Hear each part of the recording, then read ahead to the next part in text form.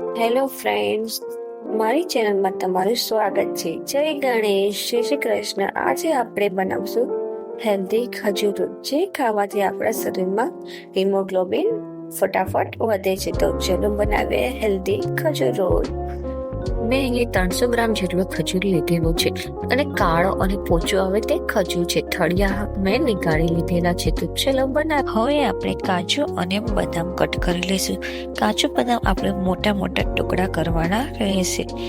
મેં 1/3 કપ જેટલા કાજુ બદામ લીધેલા. હવે આપણે એક પેન લઈશું. પેનમાં આપણે 1/3 કપ જેટલા કાળા તલ ઉમેરશું. તેટલી જ આપણે અળસી ઉમેરી લઈશું. તેટલા જ આપણે મગજતરીના બીજ ઉમેરશું અને તેટલા આપણે પમ્પકિન સીડ પણ ઉમેરી લઈશું. સનફ્લાવર સીડ પણ એ જ પ્રમાણમાં ઉમેરશું અને સમારેલા ડ્રાયફ્રૂટ આપણે ઉમેરી લઈશું અને 1 ચમચી જેટલું ઘી ઉમેરશું. હવે ગેસ ચાલુ કરશું અને આ બધી જ વસ્તુઓને ધીમે ગેસે શેકી લઈશું. આપણે ગેસની ફ્લેમ ધીમી રાખવાની છે અને આ બધી જ વસ્તુ આપણે 5 મિનિટ માટે શેકવાની રહેશે. આ બધી જ વસ્તુને આપણે એક પ્લેટમાં ઉમેરી લઈશું અને તેને ઠંડી પડવા દઈશું. હવે તે જ પેનમાં આપણે 1 ચમચી ઘી લઈશું અને ઠળિયા કાઢેલો આપણે ખજૂર ઉમેરી લઈશું અને તેને આપણે ધીમે ગેસે શેકવાનો રહેશે. તેને વારંવાર હલાવતા રહેવાનો રહેશે અને તે જ્યાં સુધી ચોંટવા ન લાગે ત્યાં સુધી આપણે શેકવાનો રહેશે અને શેકાઈ ગયો છે એટલે ઠંડો પડવા દે. હવે એક મિક્સર જાર લઈશું. તેમાં આપણે શેષ અને ડ્રાયફ્રૂટ્સ શેકેલા છે તે ઉમેરી લઈશું અને ક્રશ કરી લઈશું. આપણે ક્રશ કચરા જ કરવાના રહેશે. એક જ મિક્સરનો આટો ફેરવવાનો રહેશે. તે જ રીતે આપણે તે જ મિક્સરમાં ખજૂર લઈ લઈશું અને ખજૂરને એકદમ ક્રશ કરી લઈશું. બધી જ વસ્તુઓ ક્રશ થઈ ગઈ છે તો આપણે એક પેન લઈશું. પેનમાં આપણે ક્રશ કરેલા સીડ્સ અને ડ્રાયફ્રૂટ ઉમેરી લઈશું. આપણે બધા જ ડ્રાયફ્રૂટ અને સીડ્સ ઉમેરવાના રહેશે. ત્યાર પછી આપણે ક્રશ કરેલો ખજૂર પણ ઉમેરી લઈશું. ખજૂર પણ આપણે બધું જ ઉમેરવાનો રહેશે. હવે આપણે તેમાં 2 ચમચી જેટલું ખમણેલું સૂકું કોપરું ઉમેરી લઈશું.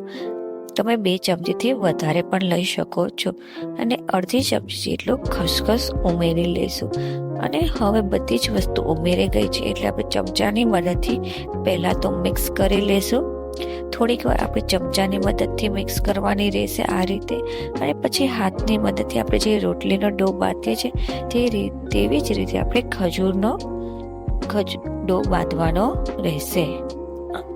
આપણા ખજૂર રોલનો ડો તૈયાર થઈ ગયો છે. તો હવે આપણે એક બટર પેપર લઈશું. બટર પેપરમાં ખજૂર રોલનો ડો મૂકશું અને તેને 1 મિનિટ માટે આ રીતે મસળી લઈશું. આપણે ગોળ ગોળ રાઉન્ડમાં મસળવાનો રહેશે. હવે બટર પેપરની પહેલી સાઈડ ઉપર આ રીતે રોલ મૂકશું અને તેને ફોલ્ડ કરશું અને સ્ક્વેર શેપ આપતા જશું. તેવી રીતે આપણે આખી રીતે ફોલ્ડ કરવાનો રહેશે અને શેપ આપતા જવાનો રહેશે જેથી આપણો ડો સ્ક્વેર શેપમાં આવી જાય. આ રીતે સારી રીતે ફોલ્ડ કરવાનો રહેશે. હવે આપણે બટર પેપર ખોલી નાખશું અને આપણો ખજૂર રોલનો ડો સ્ક્વેર શેપમાં આવી ગયો છે. આપણો ખજૂર રોલ સ્ક્વેર શેપમાં તૈયાર છે.